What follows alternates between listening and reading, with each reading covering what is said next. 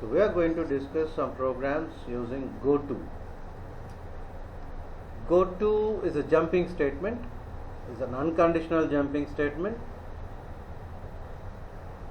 to jump from one part of the program to another part of the program, or to transfer the control from one part of the program to another part of the program. So we have two types of goto. One is forward and one is backward. Forward goto means top to bottom, and backward means bottom to top. Basically, goto is an unconditional statement, but in most of the occasions we use goto using conditional statements also. Usage of goto is not encouraged in many programming environments, as too many number of gotos will confuse the programmer. Too many number of gotos will make the program unstructured. So here we are going to discuss some programs using goto. Look at the first program to print numbers from 1 to n using goto. 1 to n. To print numbers from 1 to n, we need to read the value of n. So you can see the comments. Double slash is comments. Scanf is used to read the value. Count is equal to 1. You see the label start. Printf count. So 1 is printed. Count plus plus. Count becomes 2. If n is 10. And at this stage count is 2. 2 less than or equal to 10 is true. Goto start. So what comes after goto is called label. Wherever the label is placed, the control will be transferred to that area. This is your backward jump. So once you are at start, print count. 2 is printed. Count plus plus. Count is 3 now. 3 less than or equal to 10. If n is 10. True. Go to start. 3 printed. Count becomes 4. 4 less than or equal to 10, and so on. Once count becomes 11, and 11 less than or equal to 10 is false. Yes, come out of it. So a simple program to print numbers from 1 to 10 using goto. The label can be anything. It can be start, it can be x, it can be y, or anything, any valid name.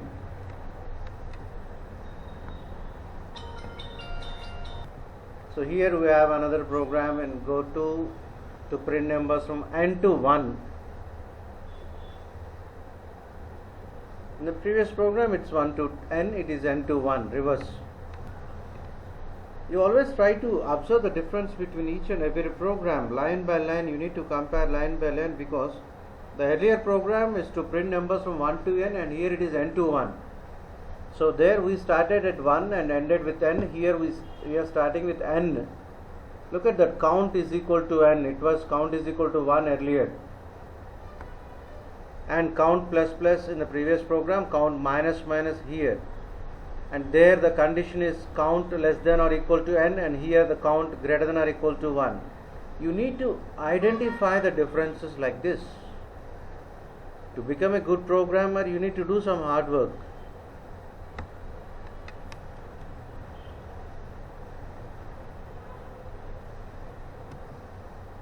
So here we have another program, program number 3. If your input is 2, you are supposed to get the table of 2 from 1 to 10. 2 into 1, 2 into 2, and so on. And this program is especially for 2. So t is equal to 2. Observe, t is equal to 2, count is equal to 1. If count less than or equal to 10, r is equal to t multiplied by count. This printf statement is very important. %d multiplied by %d is equal to %d. The first %d t value, second %d count, and third % is your r. So initially t is 2, as you know, and count is 1. So you get 2 into 1 is equal to 2. Count plus plus count becomes 2. Go to start. So you go to the if condition, 2 less than or equal to 10 true, go inside, r is equal to t into count, 2 into 2 and so on.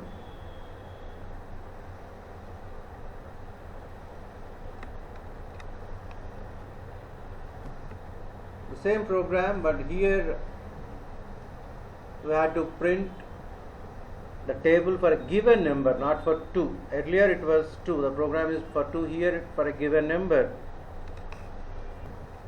So the only difference is in the previous program we assigned t with 2, t is equal to 2. Instead here enter the number, you need to read the number. If t is 5, you get 5 table. If t is 10, you get 10 table up to 10 terms.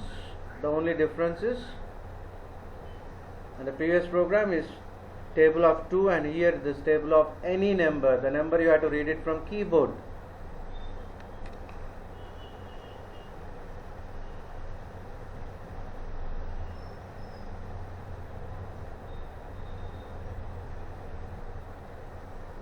So we have program to read any string and print 10 times using goto.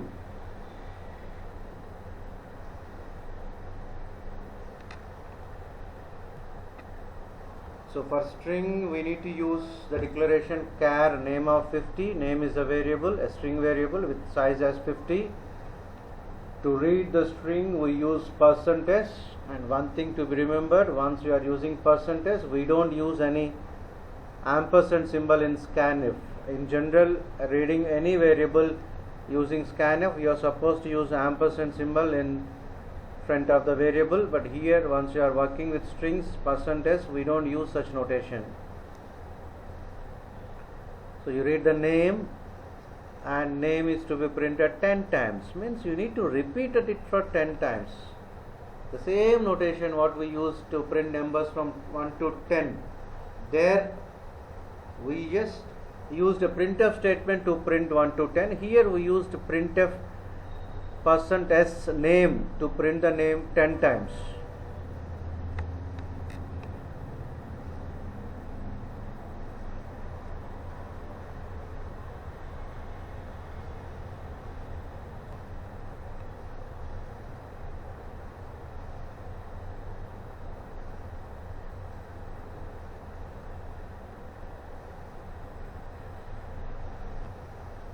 So to print square and cube of all the numbers between 1 to n using goto.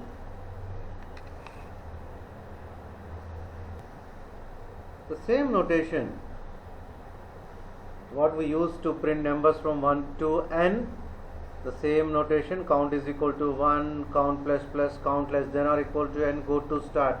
And the only difference is, instead of printing the number, you are asked to print the square and cube. So look at the printf statement.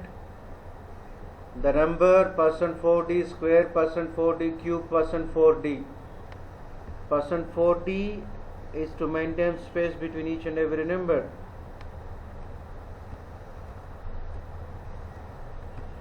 So you can see that clearly. Count comma, count multiplied by count, use a square.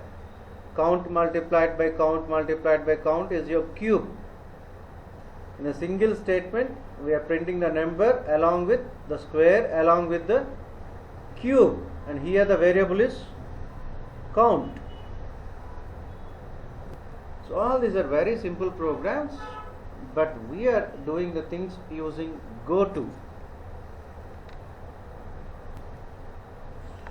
So we have a program to print 1, 11, 31, 61 and so on using goto. So the difference between the terms is 10, 20, 30 and so on. So we need to increase the difference value by 10. 1 plus 10, 11, 11 plus 20, 31, 31 plus 30, 61 and so on. See the program, count is 1, A is 1, we started the series with 1, the difference is 10. So print of A, 1 is printed. A is equal to A plus DAFF. So A becomes 11.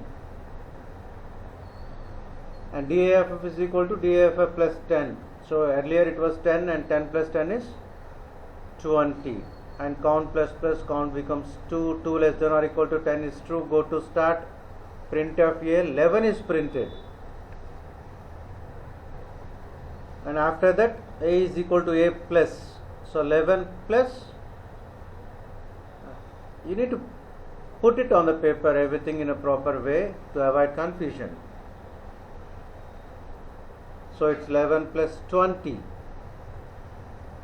and DAF is equal to DAFF plus 10, and here count is used for 10 terms, and A is equal to A plus DAFF is to add the numbers. We started with 1, 1 plus 10 is 11, 11 plus 20 is 31, and 31 plus 30 is 61, and so on.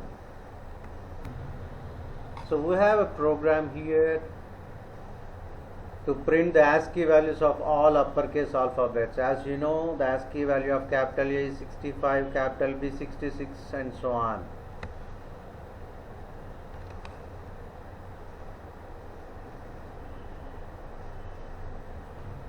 So look at the program. Int count is equal to A, capital A, as it's a character, you need to put it within single quotations. Printf, look at that, percent C and percent D. Percent D is placed within square brackets to get the output like that. Just observe the output and come back. So count is A. So look at the printf, percent C, percent D, count comma count. Yeah, percent C is character, and once you use percent D, you get the ASCII value of it. And count plus plus, it becomes capital B now, because we started with capital A. If count less than or equal to capital Z, yes, B less than or equal to capital Z is true. Go to start, and B is printed, count plus plus, now it is C, and so on till up to Z. So percent C for character and percent D for the ASCII value of the concerned character. We just use square brackets for percent D to get the output like that. To get the ASCII value of lowercase letters, we need to make some change here. Instead of capital A, use small a, and instead of capital Z, use small z. That's all. No need of making any other changes.